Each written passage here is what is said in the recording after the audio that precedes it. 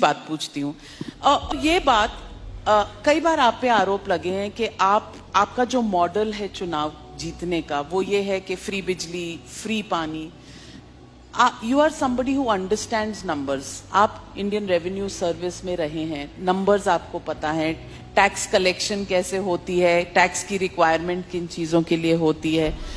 क्या ये फ्री के जो पॉपुलिस्ट बांटने की इलेक्शंस के दौरान जो ये एक आदत सी पॉलिटिकल पार्टीज में बन गई है, क्या ये लॉन्ग टर्म सस्टेनेबल है? क्या ये गुड पॉलिटिक्स है? बहुत अच्छी पॉलिटिक्स है, सबको करनी चाहिए। मैं आपको बताता हूँ क्यों। इसकी इकोनॉमिक्स भी समझाता हूँ आपको और इसकी पॉलिटिक्स भी समझाता हूँ आपको। सबसे पहली बेसिक बात, इन सारे मंत्रियों को और इन सारे एमएलएज को बिजली फ्री मिलती है।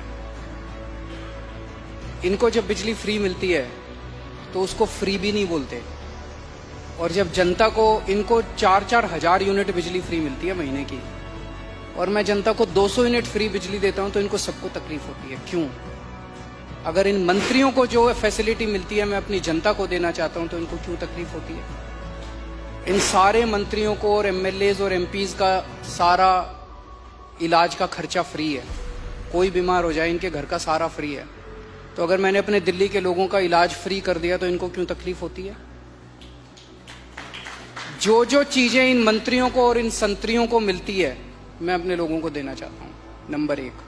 दूसरी चीज, अगर मैं, एक समय था जब मैंने सुना था कि राजनीति के अंदर एक समय था जब फ्री बांटते थे, और फ्री बांटने का पैसा कहां से आता था?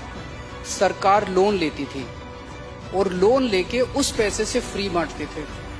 That is not good economics. अगर मैं, आपके पास जो पैसा है उस पैसे से, उसमें आपके टैक्स नहीं बढ़ा रहा, टैक्स उतना ही है, मैं घाटे में नहीं। आज दिल्ली सरकार पूरे देश में अकेली सरकार है जो फायदे में चल रही है, घाटे में नहीं चल रही। सीएजी की रिपोर्ट है 2019 की, उस रिपोर्ट में लिखा है हमारी सरकार बनने के पहले दिल्ली सरकार घाटे में चलती थी। हमारी सरकार बनने से तब से लेके आज तक दिल्ली सरकार अकेली सरकार है पूरे देश के अंदर जो फायदे में चल रही है। मैं सरकार फायदे में चला रहा हूँ, मैं कोई नया टैक्स नहीं लगा रहा, मैं कोई लोन नहीं ले रहा।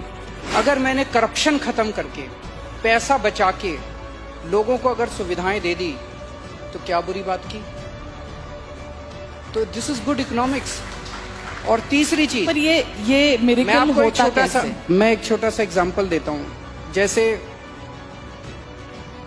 ये फ्री दवाइयों वाला कैसे सिलसिला चालू हुआ, ये बड़ा इंटरेस्टिंग है। हमने एक फ्लाईओवर बनवाया, उस फ्लाईओवर की 325 करोड़ रुपए की एस्टिमेटेड कॉस्ट थी, वो शायद 200-250 करोड़ रुपए में बन गया, तो 125 करोड़ रुपए उसमें बच गए। कैबिनेट मीटिंग चल रही थी, हम लोग डिस्कस कर रहे थे, तो पता चला कि ये 125 करोड़ रुपए बच गए। हम ये डिस्कस कर रहे थे इस पैसे को कहाँ इस्तेमाल करें। तो मैंने कहा अगर हम सबका इलाज फ्री करना चाहें तो कितना खर्चा आएगा? So after 2-3 days they got back to me, they said 300-350 crore. So मैंने कहा ठीक है, इतना तो हम फ्लाईओवर बनाने में ही बचा लेंगे, इतना का पैसा। तो अगर मैंने फ्लाईओवर बचा के लोगों का इलाज फ्री कर दिया तो क्या बुराई है? मैंने सुना था कि एक मुख्यमंत्री हैं शायद गुजरात के, उन्होंने अपने लिए एक जहाज खरीदा 190 करोड़ रुपए का। मैंने लिए अपने जहाज नहीं खरीदा, मैंने दिल्ली की सारी अपनी माँ बहनों का डीटीसी बसों में किराया मुफ्त कर दिया, 150 करोड़ का खर्चा आया। बताओ क्या बुराई है? So good politics and good economics, ये कर रहे हैं हम लोग। तो आपके पास ये कौन सा ऐसा फॉर्मूला है जिससे आप फ्री में भी देते हैं फिर भी आपकी सरकार जो है वो घाटे में नहीं, फायदे में है? ईमानदारी, सही नियत, बस, और कुछ नहीं है। मैं बहुत छोटा हूँ, मेरा एक्सपीरियंस भी बहुत छोटा है, लेकिन मेरा 5-7 साल का सरकार चलाने का एक्सपीरियंस ये कहता है कि किसी भी सरकार में पैसे की कमी नहीं है। मैं ब्लैंकेट स्टेटमेंट दे रहा हूँ, किसी भी राज्य सरकार में और किसी भी केंद्र सरकार में पैसे की कमी नहीं है, नीयत की कमी है।